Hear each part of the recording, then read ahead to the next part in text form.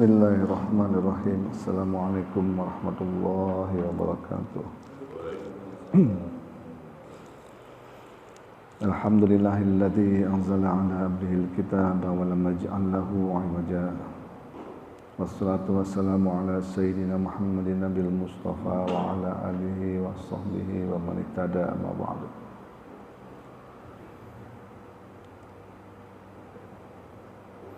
Hadirin jamaah subuh yang dirahmati Allah Subhanahu wa taala. Marilah senantiasa kita panjatkan puji dan syukur kehadirat Allah Subhanahu wa taala yang senantiasa melimpahkan nikmat-Nya kepada kita sehingga kita tidak akan mampu untuk menghitungnya. Salawat dan salam semoga selalu tercurah kepada junjungan kita Nabi besar Muhammad sallallahu alaihi wasallam. Mudah-mudahan kita di akhirat kelak mendapatkan syafaatnya, amin ya rabbal alamin. Baik hadirin jamaah subuh yang dirahmati Allah Subhanahu wa taala, pada pagi ini karena Al-Ustaz Haji Wahyu Syudi belum sehat betul, sehingga ya kita isi dengan acara seperti biasa. Kita juga sekalian mendoakan mudah-mudahan beliau segera sehat kembali dan bisa mengisi kajian di sini lagi. Kita kirimkan surat Al-Fatihah untuk beliau. Alhamdulillah wa ni'matil shalihah ya hadim Nabi Mustafa. Al-Fatihah. A'udzu billahi minasy syaithanir rajim. Bismillahirrahmanirrahim. Alhamdulillahi rabbil alamin arrahmanir rahim maliki yaumiddin. إياك نعبد وإياك نستعين اهدنا الصراط المستقيم صراط الذين أنعمت عليهم غير المغضوب عليهم ولا الضالين آمين آمين آمين يا رب العالمين. Baik, hari ini insyaallah kita akan sama-sama mengkaji beberapa ayat Al-Quran ya. Yang pertama adalah kita akan kaji di surat Al-Isra, surat ke-17 ayat 23. A'udzu billahi minasyaitonir rajim. Wa qadara rabbuka alla ta'budu illa iyyahu wa bil walidayni ihsana.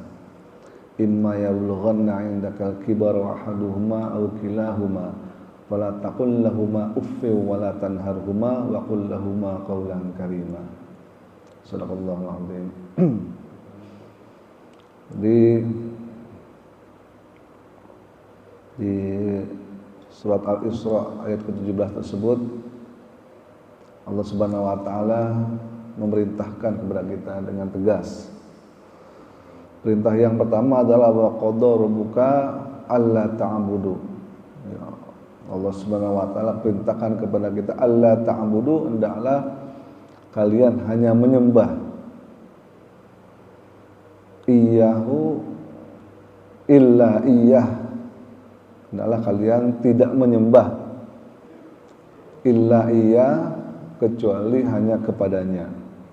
Hu atau nya-nya itu adalah kepada Rabbuk, Allah Subhanahu wa taala.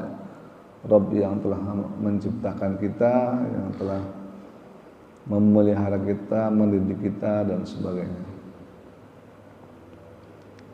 Lantas dilanjutkan wabil walidaini ihsana, dan berbuat baik kepada orang tua. Ini saking pentingnya berbuat baik kepada orang tua, langsung digandeng setelah ayat menyembah Allah. Yang pertama menyembah Allah dulu, langsung yang keduanya adalah berbuat baik pada orang tua, bukan hal yang lain. Saking pentingnya. Rasulullah Shallallahu Alaihi Wasallam pernah bersabda, beliau mengatakan, celakalah, kata Nabi. 3 kali mengulangi beliau, celakalah. Sampai para sahabat bertanya, ya Rasulullah, siapa yang celaka? Celakalah orang Yang kedua, orang tuanya masih ada, tapi dia akhirnya masuk neraka. Itu kata Rasulullah. Sehingga pemahamannya adalah bahwa kalau orang tua kita masih ada, itu adalah kesempatan emas bagi kita untuk bisa menggapai surga Allah Subhanahu wa taala melalui orang tua. Nah, ini sangat penting ya, mungkin bagi kita yang udah pada sepuh, bukan kita ya. Saya masih muda. Yang udah pada sepuh mungkin dinasihati anak-anaknya, cucu-cucunya supaya mumpung orang tuanya masih ada, supaya anaknya berbakti kepada orang tua dan memanfaatkan kesempatan ini. Jangan sampai kita misalnya bapaknya rajin beribadah ke masjid, rajin mengaji, rajin tahajud, rajin, tapi anaknya nggak diajarin. Ini jangan sampai seperti itu, karena kalau kita melakukan seperti itu sama aja kita dengan tidak sayang sama anak. Kalau kita sayang sama anak, maka senantiasa kita akan mengajari anak kita bagaimana caranya, satu, beribadah kepada Allah, kedua, berbakti kepada kedua orang tuanya. Dengan demikian, kedua orang tuanya bisa menjadi jalan yang termudah bagi anak-anak kita untuk masuk ke surga, terutama lewat ibu, berbakti kepada ibu terutama. Nah, Rasulullah juga bersabda, itu ditanya oleh para sahabat, ya Rasulullah, siapakah orang yang harus aku hormati? Kata Rasulullah, ibumu. Lalu siapa lagi ya Rasulullah? Ibumu. Lantas siapa lagi ya Rasulullah? Ibumu. Kemudian siapa ya Rasulullah? Bapakmu. Jadi ibu 3 kali, habis itu bapak. Demikian. Jadi betapa pentingnya seorang ibu dan betapa pentingnya seorang anak tidak boleh membantah seorang ibu dan juga seorang bapak. Itu harus kita ajarkan kepada anak-anak kita, memastikan kalau anak kita kadang-kadang disuruh sama ibunya, jangan sampai membantah. Kenapa? Karena Al-Quran mengajarkan di ayat selanjutnya, imma yablughanna indakal kibar. Terutama jika kalian sudah mendapati orang tua kalian sudah tua, kibar, sudah tua, sudah sepuh. Ahaduhuma, salah satunya, au kilahuma, atau keduanya. Jika orang tua sudah sepuh, seperti Pak Chandra sudah sepuh, Pak Yul sudah sepuh. Jika orang tua kita sudah sepuh, baik salah satu ataupun keduanya, kata Allah Subhanahu wa taala, fala taqul lahuma uffin. Jangan pernah sekalipun mengatakan jangan, hanya cuma aja, nggak boleh. Dek, tolong ambilin, bikinin kopi buat papa. Apa sih? Tolong lagi sibuk misalnya gitu. Nggak boleh itu. Haram, hukumnya dosa. Cuman bilang atau itu nggak boleh. Apalagi yang lainnya, apalagi yang lebih dari itu lebih dilarang lagi tentu saja. Yang ini aja udah nggak boleh, jelas Al-Quran menyebutkan, fala taqul lahuma uffin wala tanharhuma, dan janganlah menyakiti mereka berdua. Jangan menyakiti mereka berdua dalam segala hal. Bahkan jika mereka berdua mengajakmu untuk berbuat yang tidak baik, tolak, tapi dengan cara yang halus. Tidak boleh menyakiti. Itulah aturan dari Al-Quran. Wa qul lahuma qaulan karima, dan katakanlah hal-hal yang baik kepada mereka. Jangan mengatakan hal-hal yang buruk. Walaupun mungkin orang tua kita punya kekurangan, namanya juga manusia ya. Bisa jadi bapak kita pelit misalnya. Nggak boleh kita katakan, bapak pelit banget sih, minta duit aja nggak boleh. Nah, itu nggak boleh seorang anak mengatakan seperti itu kepada kedua orang tua. Pastikan kita ajari anak-anak kita, cucu-cucu kita supaya bisa hormat dan berbakti kepada orang tuanya. Karena kalau tidak, balik lagi, itu merupakan tugas dan tanggung jawab kita yang sudah tahu untuk menyampaikan. Jangan sampai anak ini nanti membebani kita di akhirat. Karena kembali lagi, semua adalah milik Allah. Walillahi ma fis samawati wa ma fil ardi wa ma bainahuma.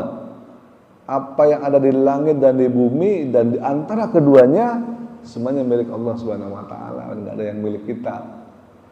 Harta milik Allah. Jabatan milik Allah. Anak termasuk milik Allah juga, bukan milik kita.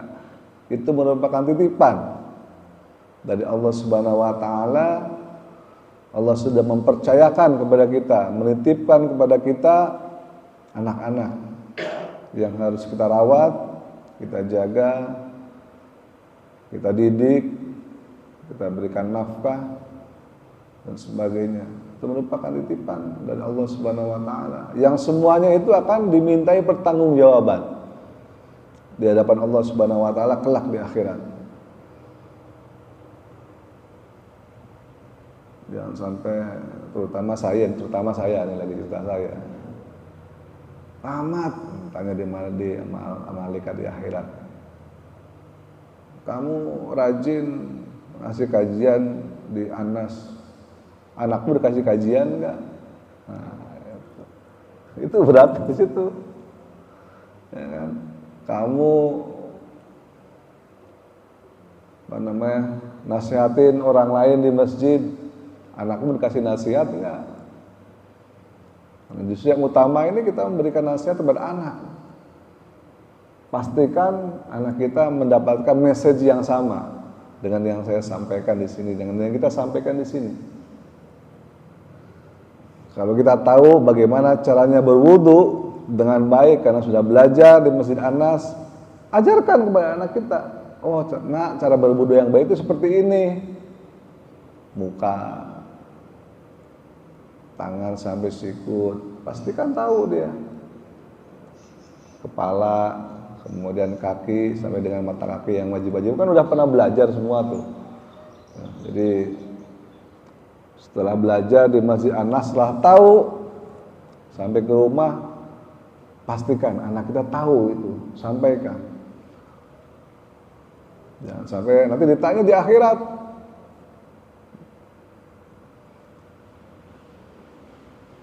Ternyata misalnya anak kita sholatnya nggak sah. Ternyata. Kenapa nggak sah? Wudunya salah. Membasuh tangan nggak sampai sikut, nggak sah sholatnya. Karena nggak sah sholatnya, nggak dapat pahala sholatnya. Karena nggak dapat pahala, timbangannya, kebaikannya lebih ringan dibandingkan timbangan keburukannya. Akhirnya apa? Itu anak akan dilempar ke neraka. Karena timbangannya sedikit amalnya. Begitu mau dilempar, kenapa saya dilempar? Saya kan sholat, ya Allah. Sholatmu nggak sah. Kok nggak sah? Ya wudumu nggak sah.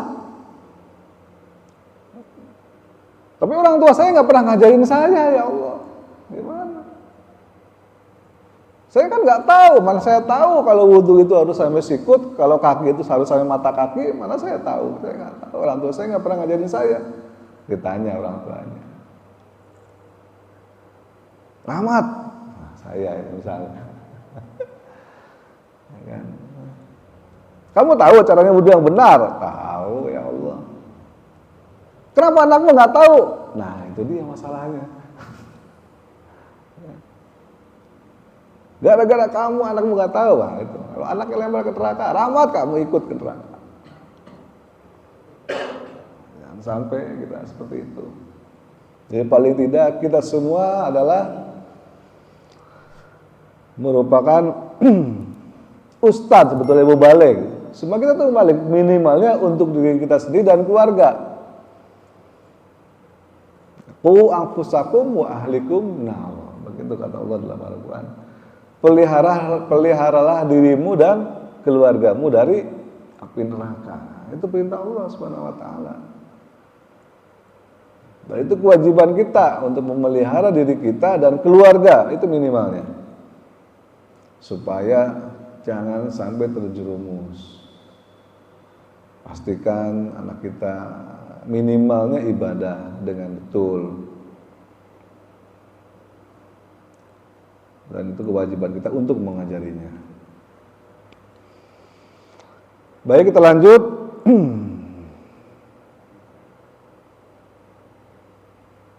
Itu tadi hubungan antara orang tua dengan anak.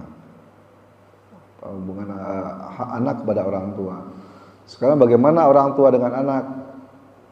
Apa aja sih kewajibannya, harus orang tua tuh mesti ngapain ke anak? Ini dijelaskan di dalam surat Luqman, surat ke-31 ya. Kita mulai dari ayat 12. A'udzu billahi minasyaitonir rajim. Wa laqad ataina Luqmanal hikmata an yashkur lillah. Jadi sungguh Allah sudah memberikan kepada Luqman tuh hikmah. Hikmah ini kebijaksanaan an yashkur lillah, supaya hendaknya bersyukur kepada Allah. Wa may yashkur fa inna ma yashkuru li nafsi. Barang siapa yang bersyukur, maka semuanya dia bersyukur kepada dirinya sendiri. Wa man kafara fa innallaha ghaniyyun hamid. Barang siapa yang ingkar, maka Allah Maha Kaya dan Maha terpuji. Allah enggak butuh dengan syukur kita. Luqman ini seorang bijak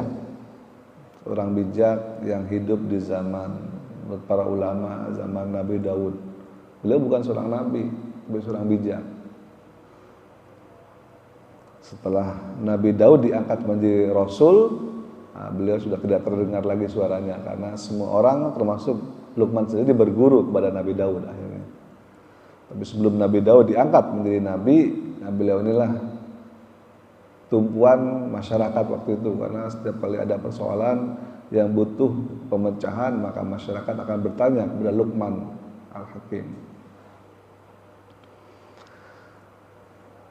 Luqman mengajarkan kepada anaknya yang diabadikan oleh Al-Quran. Kita mulai dengan ayat ke-14. Dengan ayat ke-13. Wa idh qala Luqmanu libnihi, dan berkata Luqman kepada anaknya, wa huwa ya'idhuhu, berupa nasihat. Ya bunayya, wahai anakku. Nasihat Luqman yang diabadikan dalam Al-Quran. Ya bunayya, wahai anakku, la tusyrik billah. Janganlah kalian menyekutukan Allah Subhanahu wa taala.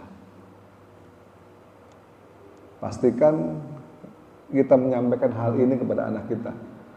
Karena Al-Quran memberikan contoh sebuah kisah, dan itu baik, maka kisah itu harus kita tiru. Dan sudahkah kita lakukan?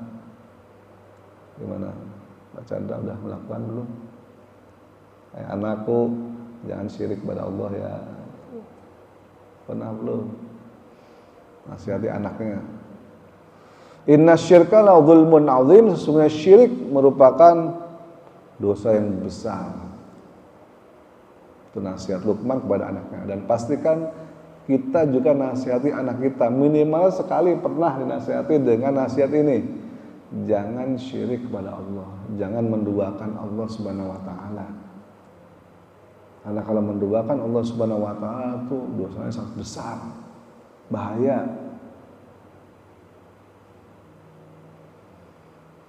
Kemudian yang kedua, apa nasihatnya kita kepada anak? Yang pertama tadi jangan syirik. Yang kedua adalah wawasainal insan biwalidai. Balik lagi ini. Ya kan?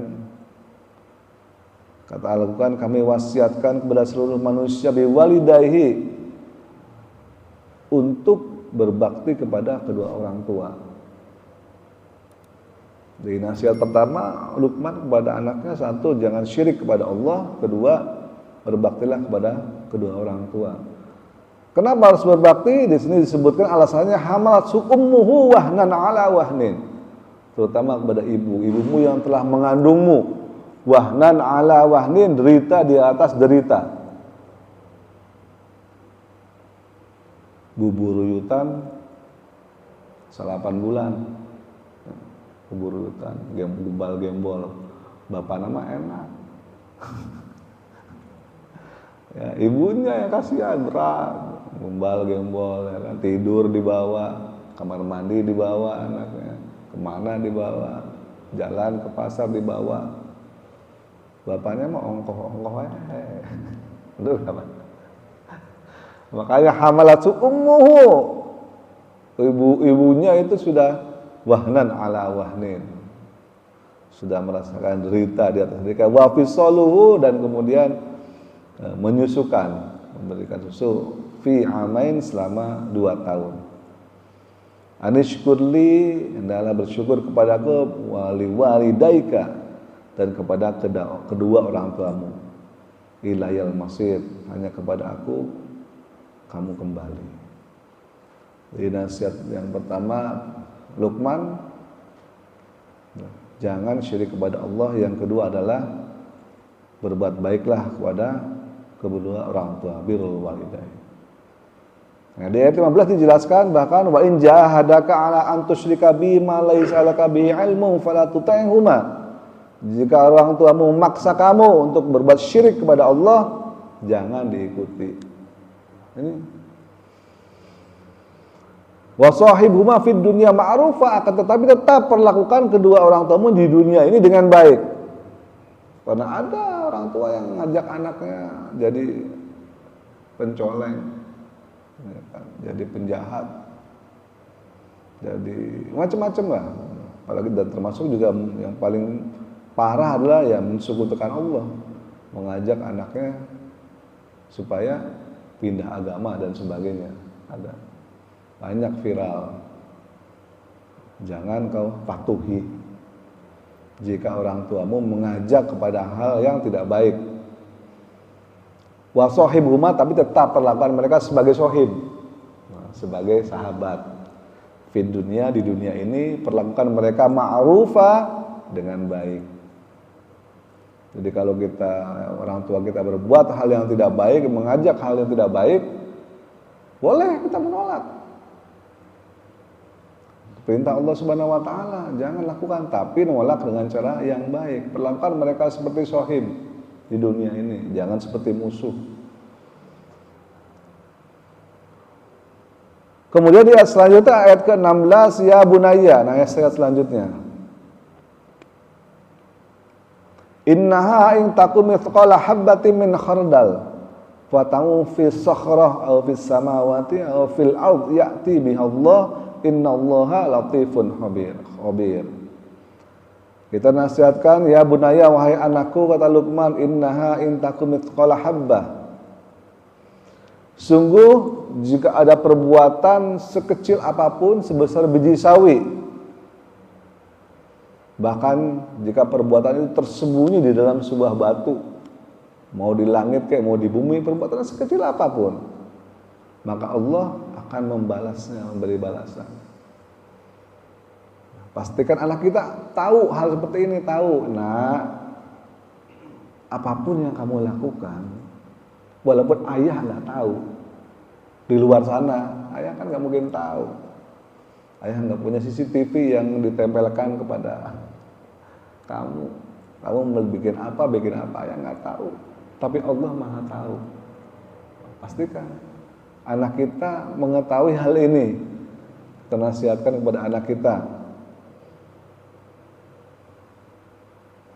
Karena Allah senantiasa mengawasi perbuatan kita sekecil apapun. Apalagi zaman sekarang ya, zaman modern. Barusan kemarin saya berita Elon Musk, dia membuat sebuah alat chip yang bisa ditanam di dalam otak. Gimana tuh? Nanti di masa yang akan datang. Kalau semua orang di dalam kepala, di dalam otaknya ditanam chip, bisa dimonitor semua gerakannya. Entah seperti apa di masa depan nanti ya. Karena sekarang sudah diizinkan tuh penanaman chip oleh Elon Musk, perusahaannya itu Neuralink namanya. Udah dapat izin dari FDA. FDA apa namanya? Ya Food and Drug. Jadi BPOM-nya Amerika, FDA sudah diberikan izin untuk uji coba kepada manusia menanamkan chip di dalam otak. Entah nanti seperti apa tuh fungsi chipnya. Jadi orang bisa dimonitor nanti kemanapun dia pergi, ya kan, ngapain aktivitasnya dan segala macam, karena ada chip di dalam otaknya yang sudah ditanam. Makanya ayat ini merupakan sebuah refleksi. Kemanapun kita pergi, apapun yang kita lakukan, sebesar atau sekecil apapun perbuatan yang kita lakukan, walaupun tersembunyi di dalam batu, di atas langit maupun di dalam bumi, Allah pasti tahu dan Allah pasti membalasnya. Ini nasihat ketiga yang harus kita nasihatkan kepada anak kita. Pastikan anak kita tahu dan paham mengenai hal ini. Kemudian nasihat yang selanjutnya, yang keempat, ya bunayya, wahai anakku, kata Luqman, aqimis shalah, dirikanlah sholat. Pastikan anak kita di rumah jangan sampai sholatnya bolong-bolong. Apalagi kalau udah balik. Nah, umur 10 tahun tidak sholat, kata Rasulullah boleh dipukul. Tapi dengan pukulan tentu yang tidak tidak membahayakan. Menyakitkan boleh tapi tidak membahayakan. Jangan sampai membahayakan kesehatan sang anak. Rasulullah boleh, silakan. Kalau udah 10 tahun nggak sholat, pukul. Supaya apa? Supaya anak takut. Jangan sampai nanti di akhirat dipukul, mendingan dipukul di dunia.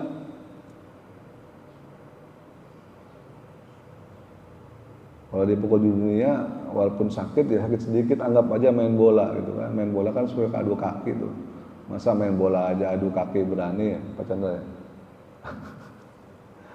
Ya, suka main bola dulu waktu muda, aduh kaki berani, dipukul sama abahnya, sama bapaknya, masa takut gitu. Kadang-kadang anak zaman sekarang seperti itu, bukannya takut mau bapaknya malah mencibir, nantangin.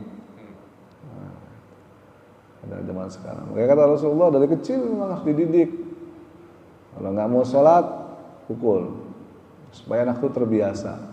Kalau sudah terbiasa sholat, maka sampai dewasa ya dia akan sholat terus, tidak akan meninggalkan sholat. Nggak enak rasanya kalau meninggalkan sholat. Dia merasa ada sesuatu yang kurang dalam hidupnya.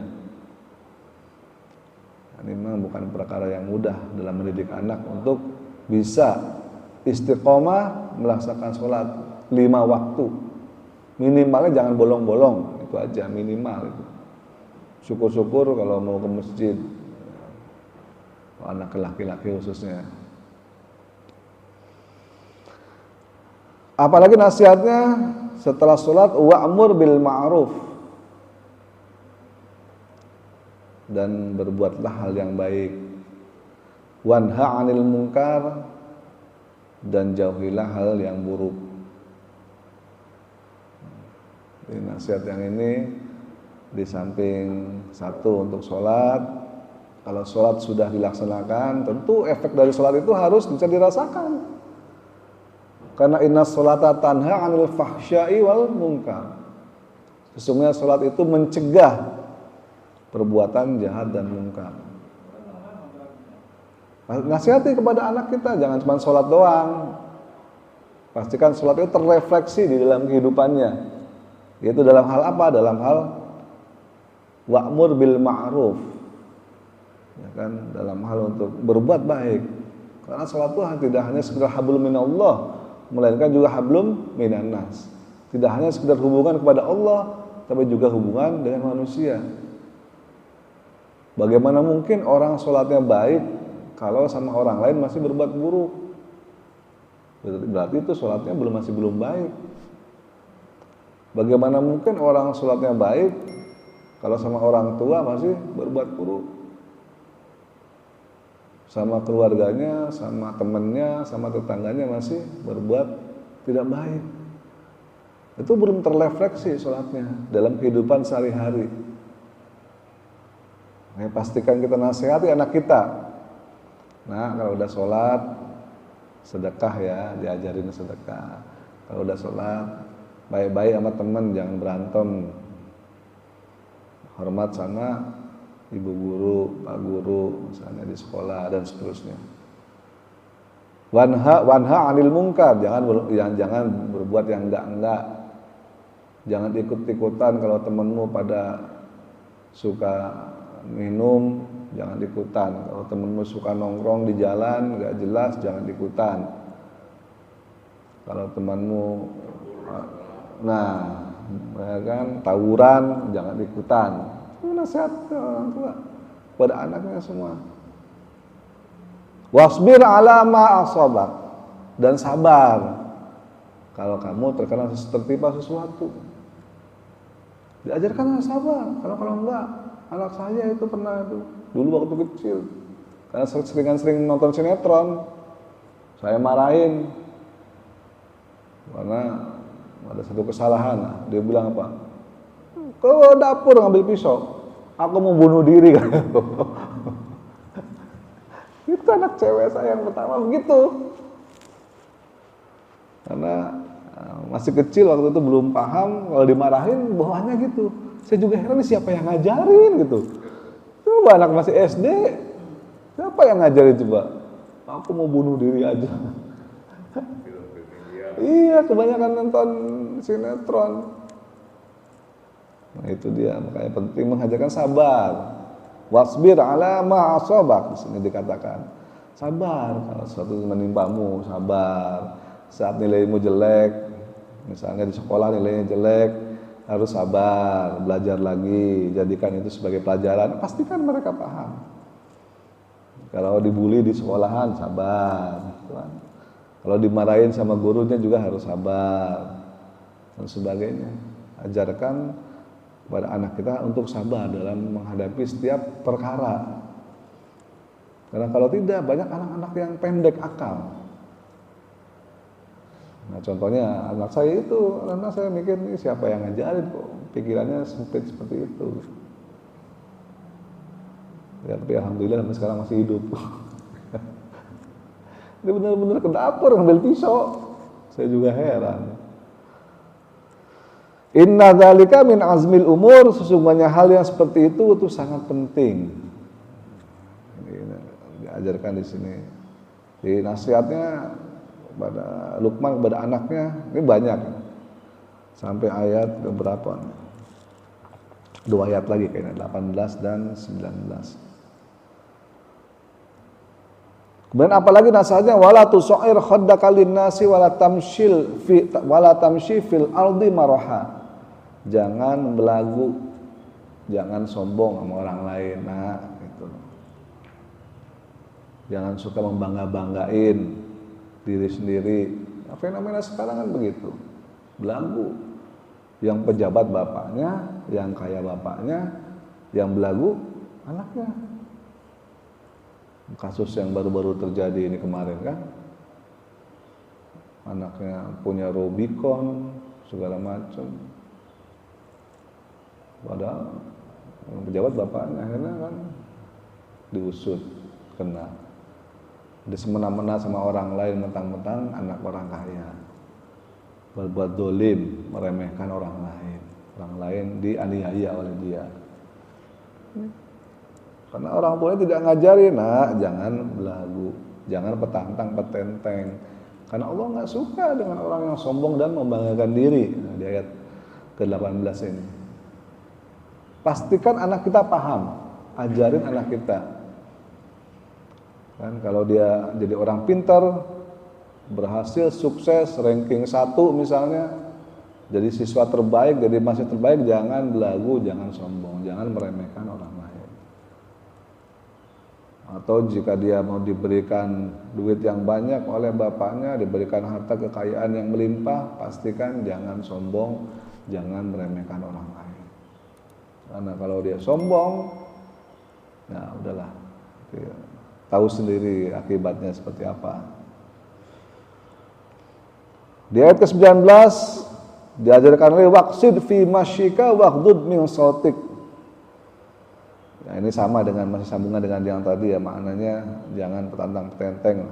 Kalau ngomong santai aja bro, jangan ngegas. Gitu kan. Waqsid fi masyika waghdud min sautik, kalau ngomong nggak usah ngegas. Apalagi sama orang tua. Orang lain juga nggak usah ngegas, kalau ngomong santai aja, santai bro, tenang. Gitu. Inna angkarul aswati lawsatul hamir, karena seburuk-buruknya suara ialah suara keledai. Suara keledai seburuk-buruk suara. Gitu. Kenceng banget, bikin berisik orang lain. Nah, jangan zaman sekarang kan begitu. Ada kalau ngomong tuh teriak-teriak, nggak jelas. Sama temennya bercanda mungkin sama temennya kan itu. Bahasanya udah bahasa binatang keluar semua, tapi maksudnya bercanda. Nah, sekarang kan begitu banyak. Niat kemana? Ke depan jing. Ada kayak begitu tuh anak-anak. Tuh. Itu tugas kita untuk mengajarkan. Gak boleh kayak gitu dengan bahasa yang baik. Seburuk-buruknya suara keledai gitu. Suara keledai itu nggak jelas. Ini ngomong apa sih? Cuma berisiknya doang yang kedengeran. Bikin mengganggu orang lain. Termasuk berisik ini ya suara knalpot misalnya. Zaman sekarang anak-anak knalpot kalau lewat berisik di jalan. Bikin mengganggu orang lain dan sebagainya. Macam-macam kelakuan mereka lah. Ada yang nongkrong di pos, ya kan, sambil bawa gitar, genjreng gak jelas sampai pagi gitu, begadang, berisik tetangga dan sebagainya. Itu ya, harus kita nasihati, harus kita ajari anak-anak kita. Karena balik lagi itu merupakan tugas dan tanggung jawab kita sebagai orang tua. Karena banyak sekali orang tua yang merasa, gua kan udah sekolahin, gua kan udah kasih dia segalanya, sudah dong tugas gua selesai. Nggak bisa begitu. Tugas kita kepada anak bukan cuma sekedar ngasih nafkah, bukan sekedar nyekolahin, bukan sekedar ngasih duit dengan harta benda, tidak. Tapi ini semua diajarkan oleh Al-Quran. Kita nasihati anak kita dengan nasihat-nasihat yang tadi, supaya pastikan anak kita menjadi anak yang soleh. Karena anak yang soleh adalah aset bagi kita. Jangan lupa, walaupun kita sudah meninggal dunia, sudah dikubur, maka jika anak kita soleh, pahalanya tetap mengalir kepada kita. Semua ajaran yang kita ajarkan kepada anak kita dilaksanakan oleh anak kita karena dia tahu dari ayahnya, dari ibunya. Ya udah.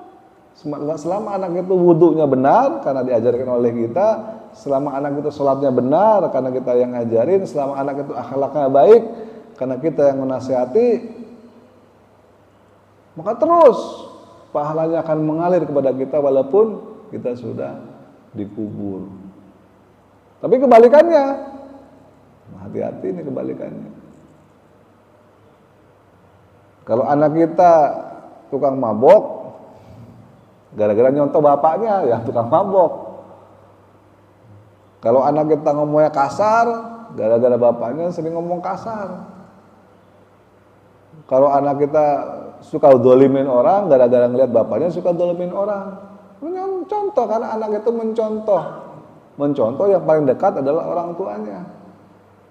Maka jika perbuatan itu terus dilakukan oleh anaknya dan membuat dosa, bahkan sampai orang tuanya dikubur pun, dosa itu akan terus mengalir, kecipratan orang tuanya di alam kuburnya. Bertambah terus dosa orang tuanya. Selama anaknya begitu, apalagi nanti anaknya ngajarin lagi kepada anaknya, kepada cucunya. Terus dosanya nambah lagi, makin lama makin banyak. Jadi di sini Al-Quran memperingatkan kepada kita bahwa Anak harus dididik dengan baik. Jangan sampai menyeret kita nanti di akhirat. Kenapa? Karena kita dianggap tidak bertanggung jawab oleh Allah Subhanahu wa taala. Kamu sudah dititipi anak oleh aku, kenapa kamu tidak didik, tidak bertanggung jawab dengan baik?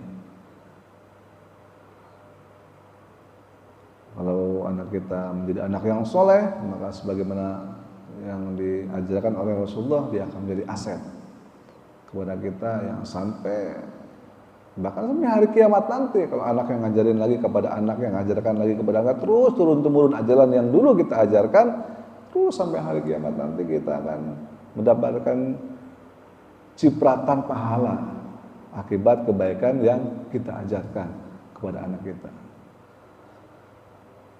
Mungkin demikian yang bisa sampaikan. Barangkali ada pertanyaan. Ya, silakan Pak. Assalamualaikum warahmatullahi wabarakatuh. Waalaikumsalam warahmatullahi wabarakatuh. Ini kepada anak memang penting sekali. Tapi sekarang zaman sekarang ini kan istilahnya karena mungkin orang tuanya sibuk, ibu bapaknya sibuk kerja dan sebagainya, sehingga anak itu misalnya disekolahkan ke sekolah biar misalnya dia bisa sholat, ngaji dan sebagainya di sekolah Islam, misalnya SD-nya, SMP-nya sampai SMA-nya. Bahkan mungkin juga masuk ke pesantren gitu kan. Nah, kira-kira bagaimana? Baik. Ya, memang Jadi nggak langsung orang tua yang mendidik itu, karena mungkin juga orang tuanya ya belum paham tentang untuk menerapkan seperti Pak Ustadz tentang Al-Quran dan sebagainya. ya. Baik, ya betul, memang itu seperti itu merupakan sebuah usaha, sebuah cara ya.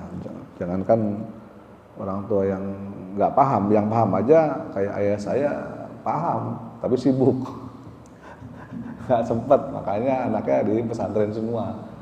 Nah, anak yang 4 masuk ke pesantren, begitu lulus SD pesantren semua tanpa terkecuali. Sehingga apa? Itu merupakan sebuah upaya dari orang tua supaya bisa memberikan pendidikan kepada anaknya. Tapi tentu orang tua tidak hanya sekedar dikirim pesantren selesai, enggak. Tetap orang tua kita sebagai orang tua harus memverifikasi, benar nggak nih anak kita di pesantren? Udah paham betul, udah paham apa enggak?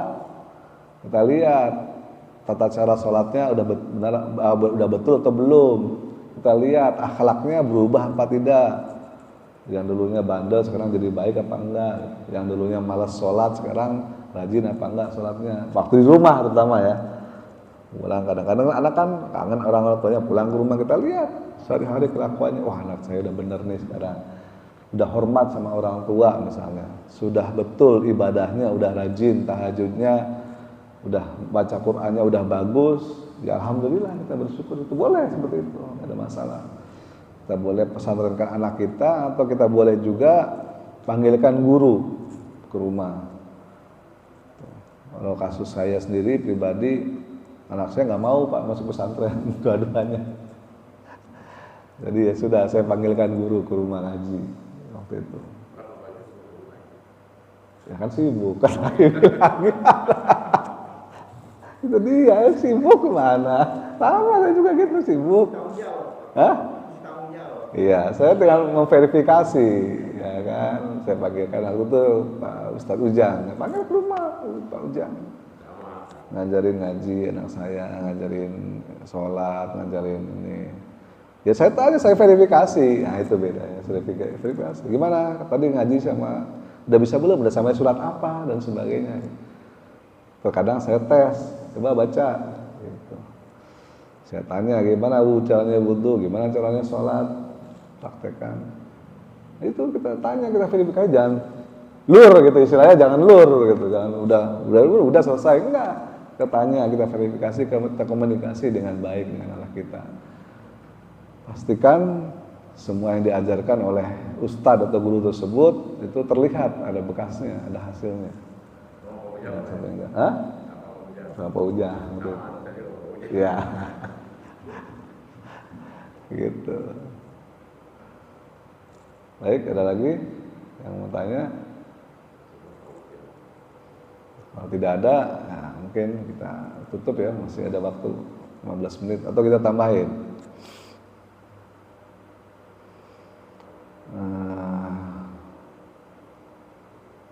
Itu aja kali ya. Ya. Ya, alhamdulillah kita sudah tua-tua ya. Sudah anak muda. Jadi mungkin sempat mengajari anak-anak kita agar menjadi anak yang baik. Nah, pada perjalanannya anak kita mulai tua juga, Pak.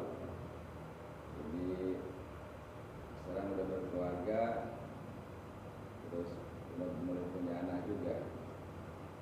Nah, kita sebagai orang tua dalam rangka anak kita sudah mulai tua juga, gimana ya Pak tanggung jawabnya?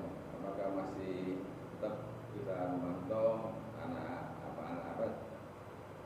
itu cucu kita, itu terus menantu kita, apa kita tetap menjadi tetap ada tanggung jawab itu? Gimana? Iya, betul, masih terus tanggung jawab selama kita hidup.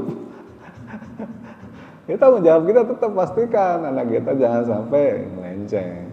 Anak juga sama kepada orang tuanya gitu, tanggung jawab. Jadi ada interaksi dua arah. Jangan sampai seorang anak tidak berani menegur orang tuanya. Kalau orang tuanya salah berani menegur tapi dengan cara yang baik. Betul. Kayak dulu saya pernah menegur ayah saya karena beliau ingin ikutan pilkada, pengen jadi bupati Cirebon. Ikutan udah begini. Saya bilang, Pak, nggak usah ikut. Ngapain? Saya bilang gitu. Emang kenapa? Kan kamu hebat kan jadi anak bupati gitu. Kalau saya ikut, kayaknya jadi itu. Orang itu hitungan di atas kertas jadi. Nggak usah lah, ngapain? Jadi anaknya menasihati. Saya nasihati harus begitu, saling interaksi jadinya. Kalau wah bapak saya ini kayaknya masih semangat nih mau buat nyari duit maksudnya kan, buat jadi pejabat segala macam, udahlah nggak usah, udah tua ngapain sih gitu kan. Kenapa? Ya makanya saling menasihati, betul. Ya, alhamdulillah dengerin bapak saya. 3 hari kata ibu saya, bapak saya itu nggak ngomong, nggak makan, ya nggak makan dalam arti udah nggak doyan makan. 3 hari itu cuma diem aja di ruang tamu, merenung. Jadi kelihatannya batinnya tuh bergolak, maju, nggak, maju, nggak. 3 hari itu, 3 hari. Sudah dicalonkan istilahnya. Udah, orang udah rapat di rumah itu jam 2 pagi rapatnya. Ada tim ses? Udah semua, udah udahlah. Akhirnya sampai dimarahin bapak saya itu, dibusui sama orang-orang. Kenapa? Karena udah didukung sama semua orang. Mereka udah ikutan kampanye segala macam. Kok tiba-tiba mundur? Nah, itu loh. Dia bilang apa? Saya dengerin omongan anak saya. Saya mendengarkan omongan anak saya. Kata anak saya nggak boleh. Setelah 3 hari itu baru dijawab. Karena kan nggak enak. Udah ayo dukung saya gini segala macam, kok dapat pendukung tiba-tiba sekarang mundur dia. Gitu. Memang antara bapaknya yang ngasih nasihat dengan anaknya. Anaknya kalau misalnya ngeliat bapak saya nih kayaknya lagi ini nih, lah nggak usah. Boleh ngasih nasihat kepada bapaknya dengan cara yang baik. Dan kalau seorang bapak yang baik, dia akan dengarkan nasihat anaknya kalau itu benar. Jangan lu tahu apa sih, masih kecil, nah, kemarin sore, oh nggak boleh gitu. Karena itu baik, dengarkan. Gitu. Walaupun mungkin kita harus merenung dulu lama, anak kok bener juga sih ya gini-gini. Nah, gitu kan. Kalau anak yang mendukung gimana, Pak? Ya nggak apa-apa juga, boleh, nggak masalah kan. Saya bilang gini, Pak, kalau Bapak punya duit maju boleh, saya bilang. Tapi kalau nggak punya duit saya nggak mau. Soalnya mau jual rumah. Mau jual rumah, ngapain saya bilang jual rumah ikutan itu, ya kan? Ntar rumahnya habis, ntar pasti pikiran bapak tuh mau balikin duit itu rumahan, balik modal, ya kan? Pasti kan pikirannya begitu. Terus kalau balik modal dari mana modalnya? Gajinya berapa sih bupati? Saya bilang. Dia mikir beneran loh, diikutin. Berapa sih gaji bupati? Terus nanti mau korupsi, aku bilang gitu. Diem dia. Nggak bisa, soalnya orang sehebat-hebatnya iman seseorang, walaupun seorang kiai, kalau udah masuk ke dalam dunia seperti itu, dan jangan cara seperti itu, pasti akan gecol juga gitu kan. Ya, berbahagia Pak, punya anak seperti itu Pak.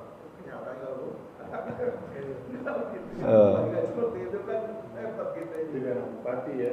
Enak enak bupati punya fasilitas kan, proyek banyak gitu kan. Udah saya kecipratan. Sedikit Robicon. Nah, itu Robicon. Robicon. Dan gak bakalan jadi DKM di sini. Ngapain jadi DKM di sini kan? Gitu.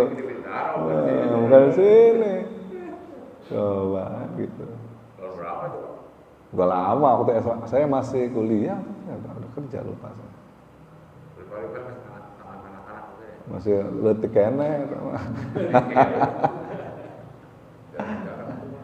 Hah? Ya itu makanya, kenapa anaknya berani gitu? Karena didikannya orang tuanya begitu dari dulu. Dididik gitu, kamu harus berani ngomong. Kan tadi ma'ruf dan mungkar, kan itu. Wa'mur bil ma'ruf wa nahy 'anil munkar. Emang saya dididik dari kecil seperti itu terus. Harus berani. Kalau ngelihat kalau ada sesuatu yang janggal, yang kurang baik, yang salah misalnya, ngomong aja. Tapi dengan cara yang baik kalau pada orang tua gitu, jangan udah ngapain, enggak gitu saya Pak, tolong pertimbangkan lagi. Saya ngomongnya gitu. Baik buruknya jangan sampai nanti masa yang sekarang Bapak udah enak ya kan, ternyata masa tuanya malah jadi terpuruk gara-gara macam-macam. Alhamdulillah dia ngikutin. Nggak jadi bupati, jadi ketua MUI akhirnya diangkat. 15 tahun jadi ketua MUI. Saya bilang, nah bener kan? Iya, kata Bapak gitu. Alhamdulillah, sampai sekarang kan hidupnya tenang, enak, nggak kurang apa-apa kan. Masih dihormati orang, masih ya gitulah. Alhamdulillah jadi sesepuh di Cirebon. Teman bapaknya gimana? Hah? Teman bapaknya? Ya marah-marah itu, mabuk semua, marah-marah. Wah gimana sih? Ya saya nggak tahu, saya dengar ceritanya doang gitu kan. Marah itu gini. Waduh, gimana sih, saya udah dukung kan, saya udah capek-capek ngegerakin massa segala macam buat kampanye apa, kok tiba-tiba mundur sih sama anu gitu. Saya dengerin omongan anak saya, dia bilang, anak saya nggak setuju, saya diminta saya mundur, ya udah saya mundur aja, gitu. Siapa sih anaknya? Di Jakarta anaknya tuh.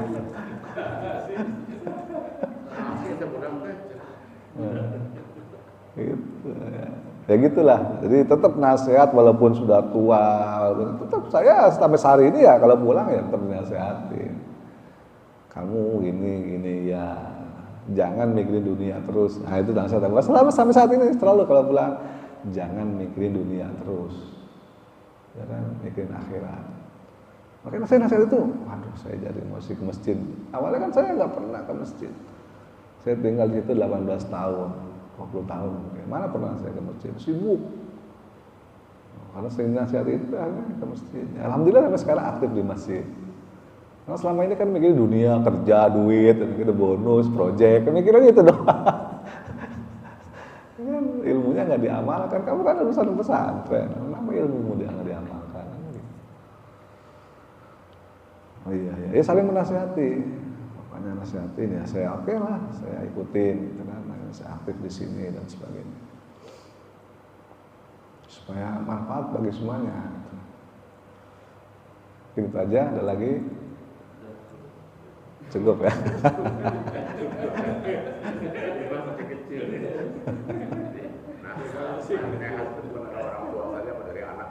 Dari anak juga betul. Pernah dulu saat saya mau jual rumah itu di Bintaro, saya nasihatin Pak jangan jual rumah itu.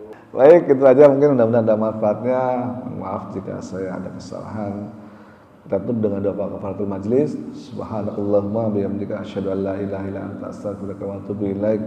Billahi taufiq wal hidayah. Assalamualaikum warahmatullahi wabarakatuh.